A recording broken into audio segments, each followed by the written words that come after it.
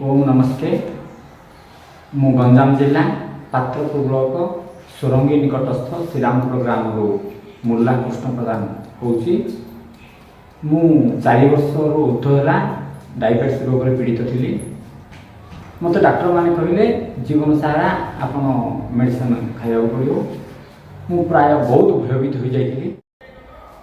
मुझे खबर पाई भंजनगर श्रीवत्स गोरक्षा आश्रम नेचुरोपैथी सेंटर प्राकृतिक चिकित्सा केन्द्र में मु पहुँचली एवं से 6 दिन मोर चिकित्सा कराला।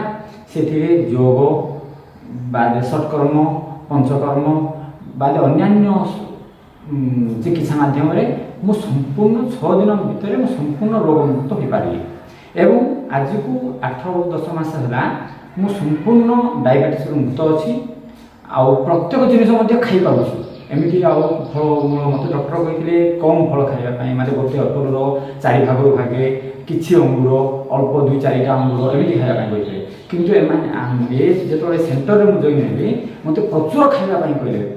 तेणुक मुझे विनीत अनुरोध कर समस्ते आमर श्रीवत्स गोरक्षा आश्रम नेचुरोपैथी सेंटर प्राकृतिक चिकित्सा केन्द्र आसी जदि जोगाजोग करेंगे संपूर्ण ओडावासी तथा भारतवासी को मुझे अनुरोध करुच्ची संपूर्ण निरोगी होगापाई एवं रोग मुक्त होगापाई आमर प्राकृतिक चिकित्सा केन्द्र श्रीवत्स गोरक्षा आश्रम डॉक्टर सहित जोगाजोग कर रोग मुक्त होगापाई मु अनुरोध करुच्ची।